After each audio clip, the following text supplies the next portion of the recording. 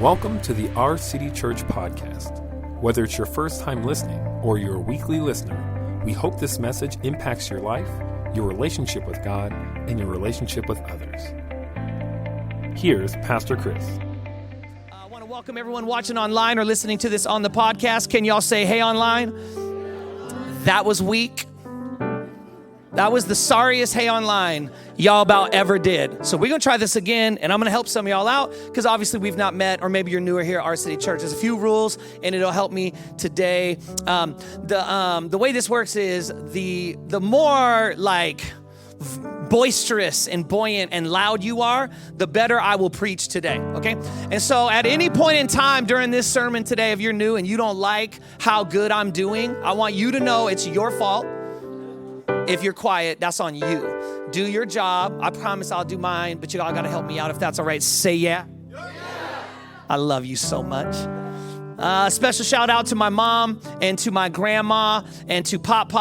I want you to know this is not my opener always, but 88-year-old grandma, Pop's 89, and he began to have heart failure 2 weeks, about 7-8 days ago.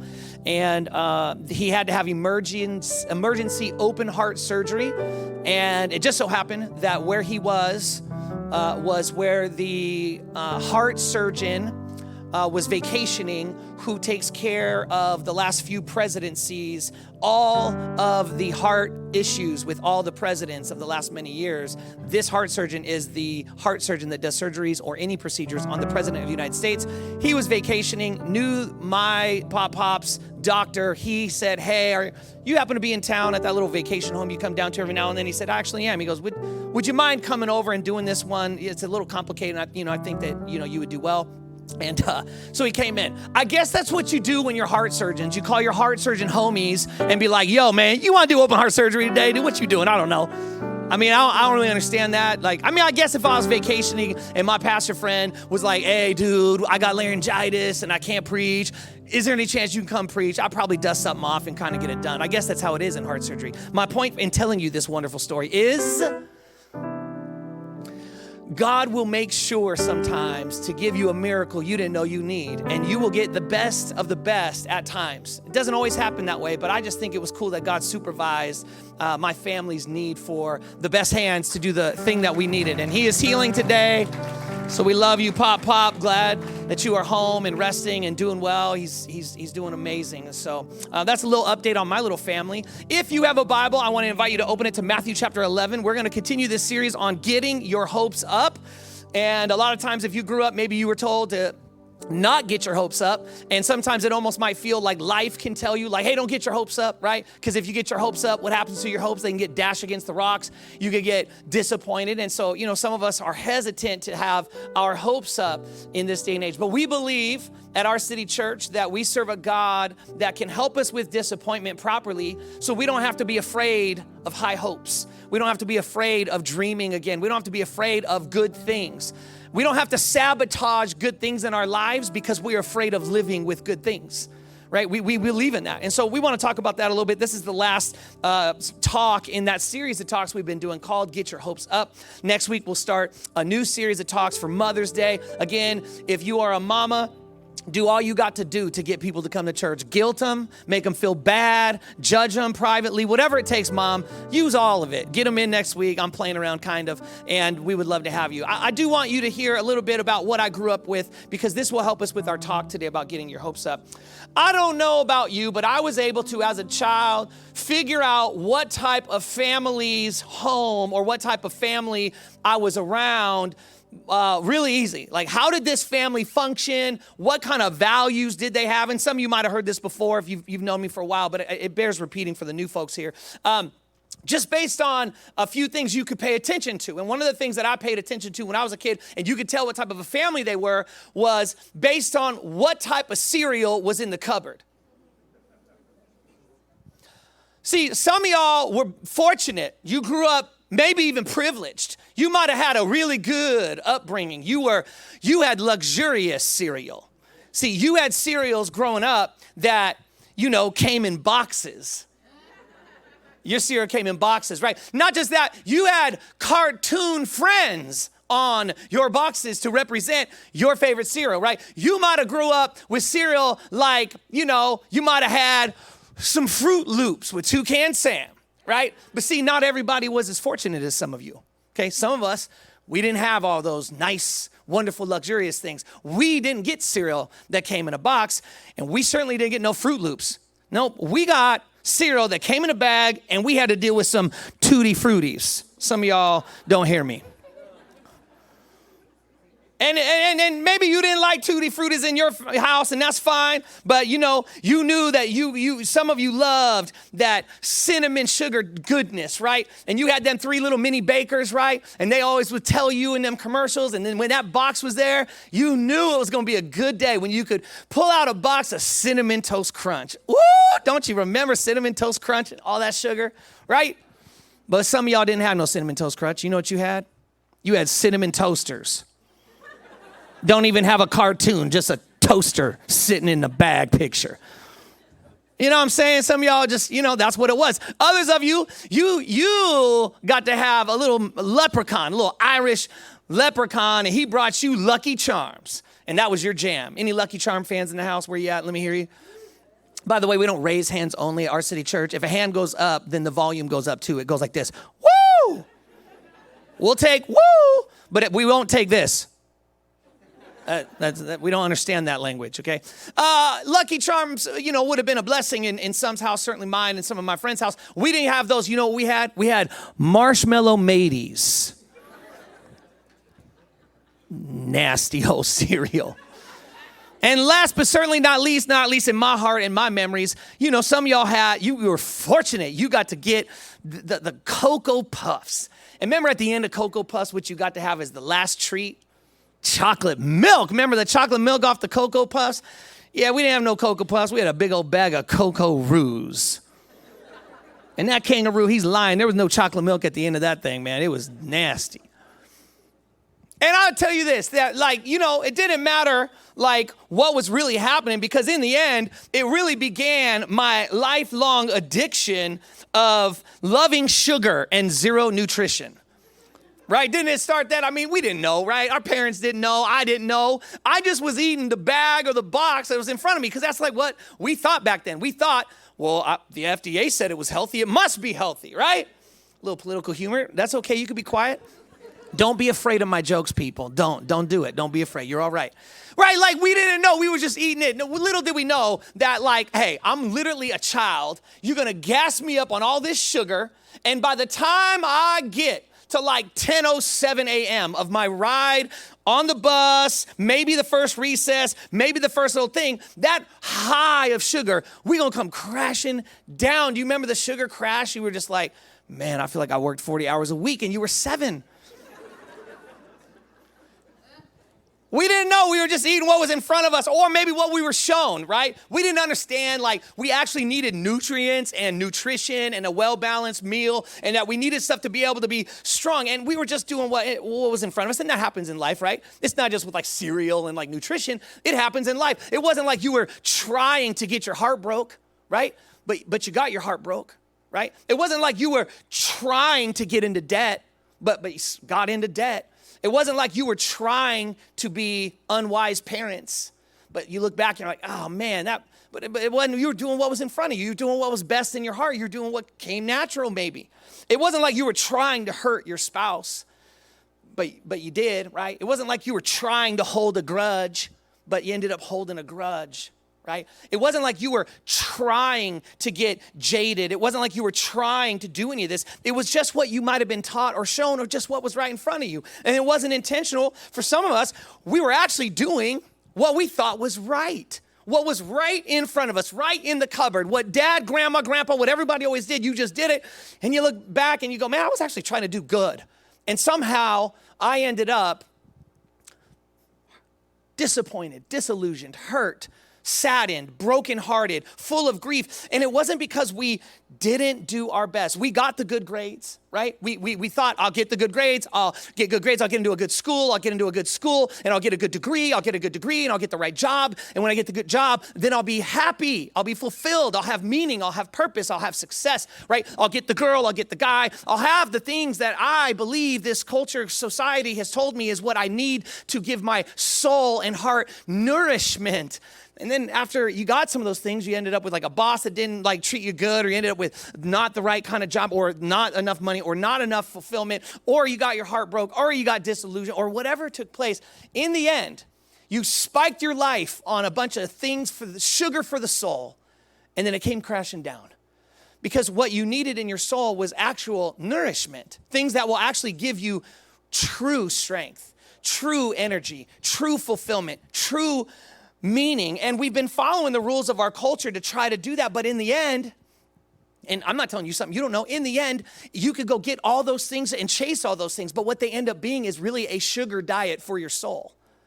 And it's a quick rush of quick artificial joy, or artificial fun, or artificial meaning, or artificial satisfaction, or artificial purpose. And it's like, yay, isn't this so great? Until tomorrow morning when it's not. And you're still left with that lasting crash emptiness where you just feel like you can't get full. See, when you give a person sugar only, they can't get full. You can never actually get full and feel satisfied because there's no real nutrients in it. Our hearts and our souls are no different. And this is where, for some of us, when that inevitable sugar came down, we did end up bewildered, maybe depressed, maybe hopeless.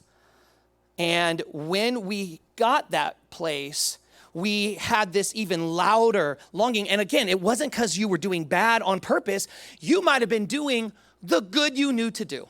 You might have been trying your best. You were doing what was in front of you, doing what others did, figuring it out on your own. For some of you, kind of had to figure out things on your own a little bit. Didn't have as much the help you needed, maybe from either parents, a teacher, a coach. People didn't understand some of the dynamics. And you were out there doing what you knew to do. But in the end, the longing got louder and louder until we numb it more and more. And we almost don't even feel anymore because the longing was so loud and we got so tired of that longing that we just numbed it with all these other sugar ideas. And then the numbness became louder than the original longing. And now we're just like a robot going through life.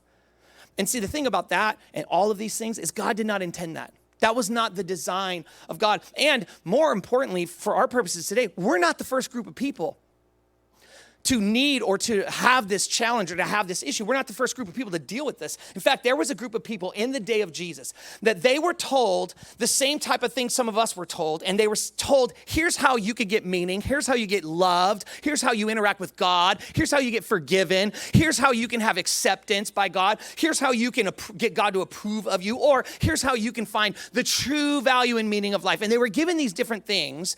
And then Jesus came on the scene and he had some other things to say. And what I want to do today is I want to walk through some of the things that Jesus said. And I want to zoom in on what these words were. And I believe that if we look at what he told them in his day, I think there's some things you might walk away with today and go, that right there is what's going on in my life. And that's what I desire for you to hear. And so if you will, with me, Matthew chapter 11, Jesus speaks to the people who are trying and coming up empty also. And this is what he says. He says in verse 28, come to me. Come to me. I just want to pause right there before I even go with the rest of it. What a wonderful idea that Jesus starts with this statement that says, come to me. Jesus does not leave the fuzziness that sometimes our culture or society wants you to believe. He is not this like, hey, come to me and I don't know, anyone else you kind of want to come up with and whatever you want to do, I'm sure you'll be happy and fine if you're just good to people. Choose the God you want to choose. Jesus was clear. He told people, I'm God's son. I'm the son of man. I'm the son of God. I will give my life because you're a sinful person. You can't have connection with God because your sin can't be around a perfect God. So I'll be perfect God and come and cover your imperfect sins. And through me, you can have a connection to God. That's what he taught people. He said that stuff. And he didn't then go, But in case you're not really interested in that, choose your own way, do your own thing. It's kind of interesting because every single world religion, if you think about it, has to make space for the claims that Jesus had. Jesus is in every world religion, every one of them. He is in every world religion, except every world religion makes a case for him, but every world religion don't make a case for Muhammad. They don't make a case for Moroni, the angel that gave Joseph Smith the platelets for Mormonism. All these other religions, Hare Krishna, Buddha, Hinduism, all the gods of those different religions are not in all the other religions. The one guy that shows up in all of them, they have to account for him, is Jesus. Now, ain't that something? Ain't it something that the claims this man makes come to me? That's an exclusive claim, and some people don't like that. They don't like the exclusivity of it. They don't, you're trying to make, because here's why. Because nobody wants to truly have a God. We would rather be God. I want to decide right and wrong for myself, and I don't need anybody telling me right or wrong. That's a part of the sin condition of every one of us. No one likes to be told what to do. Some of us are a little more stubborn and strong-willed than others. Someone's thinking about you right now. Right? Like, this is who Jesus is saying. He says, hey, I want you to come to me. And this is cool because he says, come to me, ready? All of you who are weary and burdened. Weary and burdened. And he makes this promise. And I will give you rest. You ever been weary? You ever felt burdened, weighed down, exhausted, overwhelmed, tired, striving all you can, working all you can, longing all you can, and still coming up with the crash of all that you could go consume of your sugar diet for your soul and wondering, why am I still feeling so empty? Jesus says, if you come to me when you're weary and you come to me when you are burdened, he makes a promise that he is going to give you rest. If you're ever tired of that emptiness, he says, if you're tired of a lack of purpose or fulfillment or meaning or love or forgiveness or connection to something that matters, and possibly for you it's connection to God, he says, I want to make it clear you need to come to me. And this was absolutely scandalous in the conversation of its day. Why? Well, in the history of discussion about God and mankind, no God figure, no prophet, no world religion leader ever came to people and said, I'd like to invite you to come to me when you're weary and tired, and I will give you rest. That's not the way the discussion went. They didn't use an invitation. This is a new way to know God. Jesus is introducing a whole new concept of interacting with the God of whatever you want to say and believe it is. Jesus says, I know you've heard it said like this. I know this is how the world religions go. I know this is how everybody talks about themselves, but I am different. I'm inviting you into something that will actually release the burden, take off the stress, get the guilt and the shame and the condemnation and feeling terrible about yourself. And I'm going to wipe that away. If you're tired of carrying all that, you're weary and you're exhausted and burdened from trying and striving and wanting and never getting and having, and you can't get there. You can't feel forgiven. You can't feel loved. You can't feel connected. You can't feel accepted by God. And all those things, no matter what you've done and what you've digested, it just doesn't seem to show up. He says, if you're tired of that, come to me. I'm going to give you something that you actually want for your soul, and it's rest. See, this is not how gods talked. They didn't invite you into some relationship. That's not God talk. God's commanded. God's demanded. God's threatened. God's held thunderbolts. And you'd better watch out. And you better not outstep or step out of line or do anything wrong. Because if you do, I'll get even with you and I'll be angry at you. See, some of you still have that view of God. But it isn't biblical and it isn't Christ-centered. It's not Jesus at all. Jesus came and goes, no, that ain't me. I invite you. Come to me. If you're tired, if you're weary. See, all the other world religions, all the other God figures would have been like, no, I'm demanding, I'm threatening, I'm commanding, I'm or elsing you. You ever been or elsed? I know if you're over the age of 40, you've been or elsed. If you're 30 and under, you don't really know what or else means. You know what time out means. But there's some of us in this room watching online, we know what it means to be or elsed. We don't know what time out is. We knew what time in is. Mama went time in and closed the door so your brothers and sisters couldn't watch you get whooped. Mama was like, you about to catch these hands. I'm going to lay holy hands on you to try to help you with your decision making. That's called getting or elsed. Some of y'all got or else. See, that's what gods did. They or elsed you. That's what authority figures did. And Jesus comes in and redesigns, reinvents, redescribes, and gives a whole new way of knowing him. He invites, come to me. No. If you're tired and burdened from trying to get it all yourself, if you're tired of feeling exhausted and empty and tired, if you're tired of doing it your way to get even or to get ahead or to whatever, he's like, it's because you're doing it wrong. You are doing it, and I want to do it with you. I want to do it for you. People of his day would have said, ain't I supposed to be tired? I'm supposed to be exhausted from sidestepping all these lightning bolts. I'm supposed to be exhausted from carrying the burden of getting God to approve and accept me. I'm supposed to be tired of that. And Jesus is like, no. And then he says this, take my yoke upon you and learn from me, for I am gentle and humble in heart, and you will find rest for your souls. Everybody say there and then. If you're new around here, every week I preach, and all of our preachers preach from this perspective we call there and then. What's that mean? It means we want you to understand what was happening in the story of the Bible there and then when it was written. Why? Because if you can understand there and then the world of the Bible, the world it was written into, then the words of the Bible will come alive and make sense to you, and you can connect to it, and it will change you. There and then, here's what's going on. When Jesus uses this phrase, take my yoke upon you. Some of you are like, yoke, that's either eggs or a very buff looking dude. No.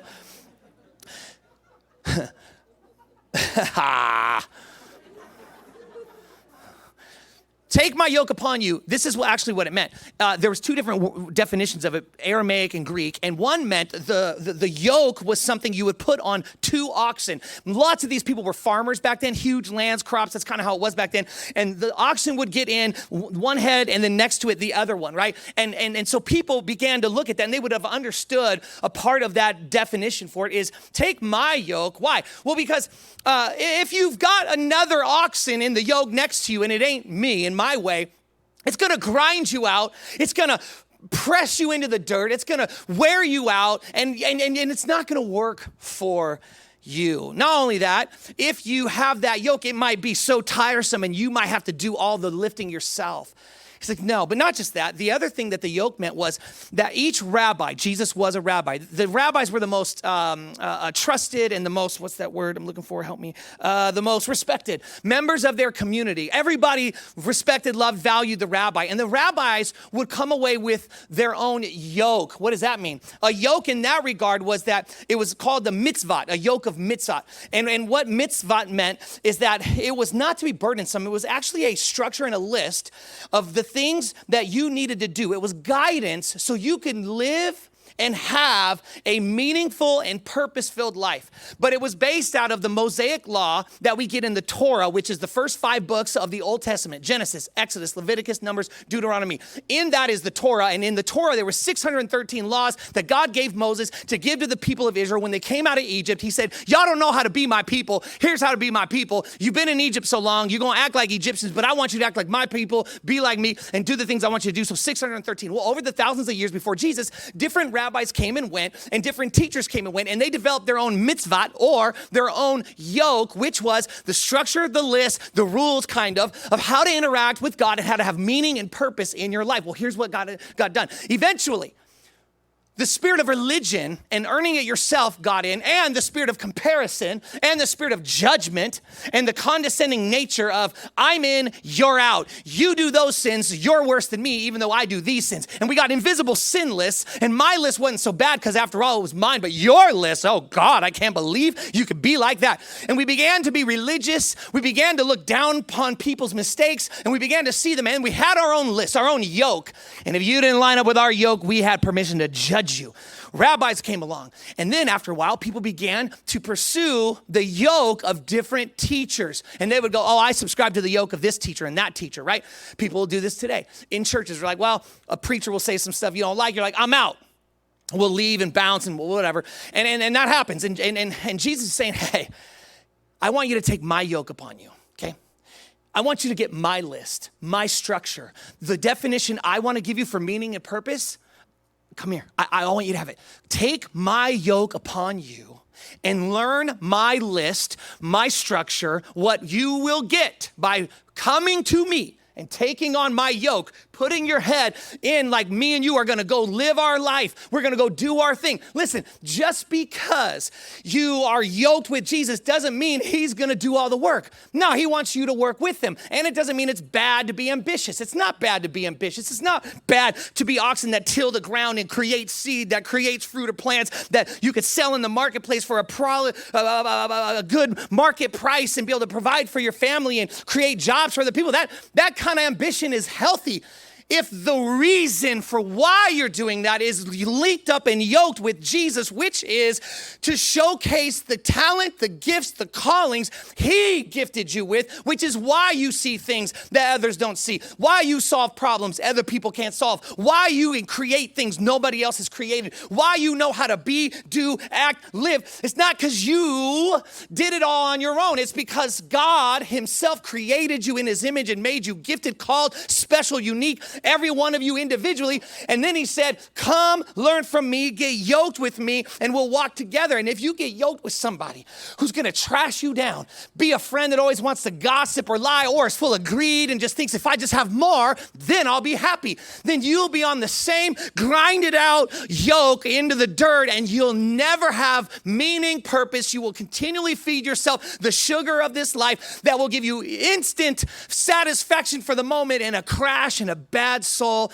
that has no nutrients at all. And Jesus says, take my yoke upon you. Learn from me because I'm gentle and I'm humble in heart, and you will find rest for your souls. He promises rest for if you don't have rest for your soul, apparently, according to Jesus, you're doing it wrong. You're not yoked properly. And this ain't about, do I believe in Jesus? This is, are you and Jesus walking together? Because if you're not, you should not expect to have rest for your soul. You should expect to be exhausted and tired and beaten up and weary. Jesus says, you're going to be weary. You're going to be tired. But that's why you should come to me. And when you come to me, you don't need to come afraid. Why? Because you come to a God who is gentle and humble. Does that mean that he don't have something to say to you? Of course not. But why does he need to be gentle and humble? Probably because he has something to point out to you that you're not doing right. When you have something to point out to people that they're not doing right, just try doing it from a gentle and humble approach and see if you approaching it like Jesus doesn't get them to go, oh, well, thanks for pointing. Yeah, thank you I appreciate you handling me gently, with humility, as if, hey, maybe you might need some of that too every now and then. This is what Jesus introduces, and the way of talking to God and people. God didn't need to be gentle and humble with you. He's God. He will tell you what to do or else. And Jesus is like, nah, that ain't me. That's not me. That's religion. That's control. That's power. That's fear. That's all that messy stuff. No, don't do God and don't do relationships like that, because that will make people weary and tired and burdensome and exhausted. Come to me. Do it my way. Be humble like me. Be gentle like me. And when you do, you will find rest for your soul. You will find rest for your marriage. You will find rest for your parenting. You will find rest for your job and your schooling and your education and your career and your dreams and your aspirations and your recreation and your joy and the things that God has destined for you to have in this life. You will have rest along Because his last promise goes like this, because my yoke is easy, my burden is light. Jesus, of course, is going to need to be gentle and humble because he's going to, of course, have to tell you some things that you probably shouldn't do. Does that mean that God's mean? No good parent thinks that. Every good parent understands that. Shoot, you don't have to be a parent. You could be an auntie. You could be an unk. That's aunt and uncle for those of you who don't understand all my colloquialisms today. Googling colloquialism right now. Listen. You could be a babysitter and understand what I'm saying right now. Why? Because a 13-year-old, nephew or niece of a little 6-year-old who's babysitting knows you can't let the child have all they want. That ain't good. I would like to put this pen into this electrical socket. No, we ain't doing that.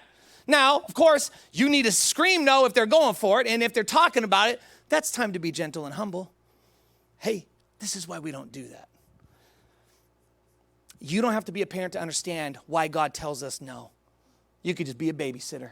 God doesn't tell you no because he doesn't love you. It's actually the opposite. It's because he does love you and says, don't hold on to that grudge. Don't stay angry. You can't handle jealousy. You don't know what that anger will do to you long term. If you keep putting that off, you'll never get back to it. When he challenges you, when he prods you, when he's honest but gentle and humble about it, that's him inviting you to actually get the real rest you are looking for. That's what he wants. That's what he desires for you. Jesus is saying what then? He says this, the way to get loved in your soul, the way to discover true meaning, not artificial fake meaning, the way to be saved from this tireless, endless, empty pursuit of personal value or of deep meaning and an actual value of your life. It is not a religion. It is not a set of rules. It's not an amount of money. It's not a level of success. It's not great vacations. It's certainly not gossiping about others. They won't be finding love. They won't be holding a grudge. It won't be spending more money on things you don't even need. No, he says that ain't going to do it. That's a false religion of itself. See, some of you are like, I'm not religious. I just live my own life, try to be good to people. Not actually true. No, you have a religion. You just haven't named who your God is yet. You have a religion. Your God is more. That's the name of some of y'all's God. It ain't God. It's not Jesus, not an actual God. You have this other God. You have a religion. You follow and you keep to the rules. If I have more, then I'll be fulfilled, satisfied, happy, forgiven, accepted, approved of, feel good about my life. You have if I achieve more, if I do more, if I am more, if I just go get more, right? If I entertain myself more, if I have more of this, more of that, have more. And you've got this religious idea, this false idol that if I get that, that's when my heart will be full. And here's what you know, if you were honest, we were having an honest sit-down coffee. If I asked you, how's that working? Did it actually give you meaning and fulfillment? You go, no. It's just like you said. It's a quick rush of sugar and a fast crash after. And I've been doing it and doing it and doing it. And I'm almost like numb inside from the constant cycle. And Jesus says, are you tired of that? Are you exhausted from that? Are you weary and burdened from that? I don't want that for I love you. But you got to come to me. And if you do, I make a promise. You will never out-sacrifice or out-humble God's love, connection, healing, redemption in your life. Not possible. He's too grand and great with it. And I think a lot of us will understand what I've just said. You don't even need to be a person of faith in God or a Bible reader or a Jesus follower to understand what I just said. I think everyone can understand, the empty pursuit of more, the empty pursuit of all the quote unquote amazing, wonderful things hasn't done it. There's something else. And Jesus is the something else. I think we can all grasp that. You may not agree with me on the Jesus part, but I think you would agree to me on there's got to be a real thing that gives me real meaning and real purpose and real fulfillment and real connection. So that longing and the need for forgiveness or the need for meaning is answered. I think no matter what you believe, we probably all agree on that. Probably not on the Jesus part for some of us, and that's okay. But for some of us, the reason it's not the Jesus part might be a little more along the lines of something like this. It's probably because, for some of us, not all of us, but maybe it's because of stuff that we've done, that we've brought on ourselves, and we just feel like God will never accept us because of it. So you feel like God is just like arm's length distance and he's the one you got to dodge. Well, I hope today you will hear the sounds of the actual Jesus, not the religious one or the broken one or the one you saw on TV or the one your parents or the old priest or the old pastor or the old evangelist or the old professor or the old college, like kids or whatever. Not that, but I hope you'll let Jesus speak for himself for those of you who are in that boat. But for others of you, it's not just that you feel like you did so much bad. Maybe it wasn't that you did so much bad that God doesn't want to be around you. Maybe somebody else did so much bad that you don't want to be around him. What do I mean by that? Well, it would be like back in the day, long time ago, I used to be a worship leader, and I played the guitar, played the keyboards, and sang, whatever. But like I did. Okay, in that time, I had to go to Guitar Center a lot because strings would break, and I'd have to go get them fixed and buy new strings. And when you're doing music, you kind of just like to go in there and mess around and kind of see it. One time, I went into a Guitar Center, and this, if you've ever been into Guitar Center, you know what I'm about to tell you. You've experienced what I'm about to tell you right now. You've lived this life. But you go in there, inevitably, there's going to be people in there, kind of stringing around on different guitars and stuff like that. And then you'll go in, and there will be a, newer guitar player. It could be older, it could be younger. Often it's like a 12, 13, 14, 15-year-old. And they're in there trying to string along something epic, right? They're in there with like Stairway to Heaven. Some of y'all, you don't appreciate that, and that's fine. I got jokes for everybody. Full service pastor in church here. Or they're being there with like, Sweet Child of Mine. And they're in there trying to do that opening like lead lick, right? Now, because I would play Sweet Child of Mine's opening right now so you could all track with me because I know not all of you know about that. But if I did that, unfortunately, YouTube would flag it and cut our streaming down. And then those of you watching around the nation, around the world right now, you'd be cut out. And those of you in Russia, like it'd be over immediately. So instead, what I'll do is I'll give you the sound effects myself. Sweet Child of Mine, brought to you by Pastor Chris Harrell. Kind of goes like this. Oh, you just don't even know. Boop, boop, beep, boop, beep, boo.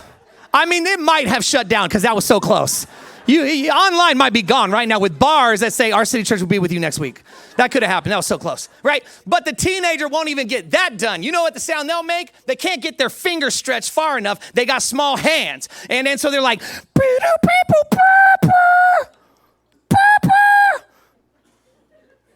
and if you know how it's supposed to sound, as I did, I was walking by, I looked at this kid, man, you ever, not all cultures do what I'm about to do. Some of y'all ain't gonna get this joke, but some of y'all gonna definitely get this joke.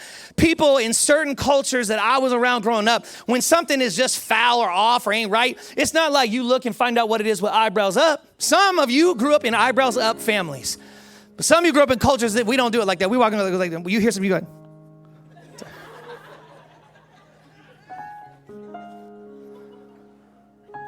so I was listening, and it was, man, I was like, that sounds like hot trash. I didn't care that the kid was 13. I was like, man, I couldn't get out of that space fast enough. Got away. Can you imagine? Because obviously it was just an absolute disrespect to the band. Some of you don't know that band. It's a band that was really big in the 80s, early 90s called Guns N' Roses. And they had this dude named Slash. I don't think his parents named him that, but what he went by. And he always had like this big hair and a big top hat and would just like crush these like leads. And I can imagine that if you are a real big Guns N' Roses fan, you might have listened to that trash. Can you imagine if somebody who heard that went home, grabbed all their Guns N' Roses vinyl records, broke them all, broke every CD, tore down all their Guns N' Roses posters, took their Guns N' Roses t-shirt they got at a Guns N' Roses concert, ripped it all down, took it outside, threw it all away and said, how dare you mess that up? I'm never gonna listen to Guns N' Roses again. And not only that, I'm telling everybody who listens to Guns N' Roses, that band is whack, man. This is messed up. Y'all shouldn't even be listening to this stuff. And just literally went on a campaign and kept you couldn't get into the car with that person because every time Guns N' Roses came on the radio, they turn this stuff off. I can't believe you would bring this up. Anytime you brought up Guns N' Roses, they were ready to argue with you and tell you all the reasons that you shouldn't even be messing with no Guns N' Roses. And it was all because some 13-year-old played the song wrong. And see, that's how some of us are doing God. God had the original masterpiece, but you walked by or had to interact with somebody who played the song wrong, messed it up bad, and it hurt you. It upset you. And then there's a part of you that just said, you know what? If that's how the people are going to play this music, I don't ever want to hear it again. And so the music of your faith you got rid of. You threw away all the records, threw away all the CDs, burned the shirts, didn't want to hear it. And if anybody brings it up, you ain't got nothing you want to hear about it. Keep that out of my life. And it was all because some inexperienced person played the music wrong. They played the sound wrong. They didn't know how to do it. They jacked it up. And when they jacked it up, what ended up happening was that impacted you. But maybe what we're doing and what we need to do is to come to a place where what we do is we go back to the original artist himself. What would happen if we began to listen to the original music again? What would happen if we would begin to listen to the one who wrote it originally? What would happen if the way we went about it wasn't to take out on God what somebody else messed up, but to let the artist have a chance to play the music in our heart again? So how do you take this home? How do you make this kind of a part of our life? I would ask you maybe this. Who do you need to forgive today for being a terrible cover artist for God? Bad. Made you want to plug your ears, close your eyes, and get out as fast as you can and burn every vinyl record, break it all, throw the t-shirts away. Or how about this one? Do you need to release God from paying for what an imposter did to his music? Do you need to let God off the hook? Let Jesus off the hook in your heart and say, that ain't the music you wrote.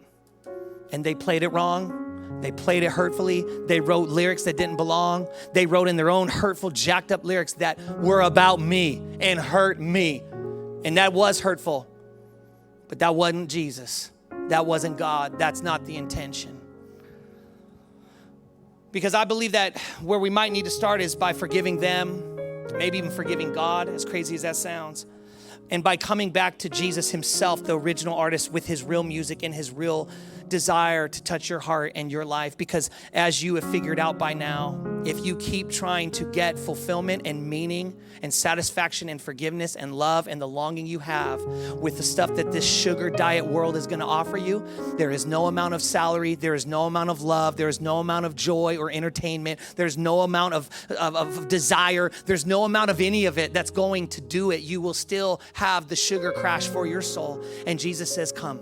Just come to me if you're tired of that, if you're weary from that. I promise I will give you rest. Let me pray for you real quick. God, you knew we would do this. You knew we would get hurt. You knew that we would hear the music of faith in you be played so bad and so hurtful. And so you came and said, come to me, and then come back to me. And when somebody else does it wrong, come back to me. And when you do it wrong, you can come back to me. I thank you, Jesus, that you are not the gods of that day or even of this day that tell us that we have to get wearisome and burdened in order to get fulfillment. God, if we are overly burdened and overly tired, God, I ask that you would show us where it is that we're not yoked up with you in this current season of our life. And whatever our next step to get more connected with you is, would you show us what that is? It doesn't have to be that we go on a missions trip to some faraway country and, begin our life over again. But I do pray whatever it is, as simple as maybe just being open to talking to you about it. Maybe just coming back to church. Maybe just saying, you know what? I had a reason for going away, but Jesus, I just gonna take a season and come hear about you again and see if something doesn't change my heart. Let us be reminded today that you are not after us because you're mad. You're after us because you love us. You're coming after us today because you desire for us to experience the joy and the meaning you have for us. Would you bring us closer to that today? I pray that we would go be that church. I can imagine what it would be like if we did it different. If instead of going out there and holding over everyone's head what they've all done wrong, if we released them and forgave them And if we began to interact differently and said, God, I won't go after people when they come up short. You've been gentle and humble towards me. May I return that in others. May they find that God when they interact with us here at our city. Jesus, I pray that over our church today. And if you believe that, would you say amen? Amen. Thanks for joining us. If you would like to help us impact more people around the world, we would love your support. You can give through the app or online at ourcity.church. And be sure to select the Our City Online tab, which helps us know you're listening. If you enjoyed the podcast, you can subscribe, share it with your friends, click the share button, or take a screenshot and share it on your social media and tag us at ourcity.church. Thanks again for listening. God bless.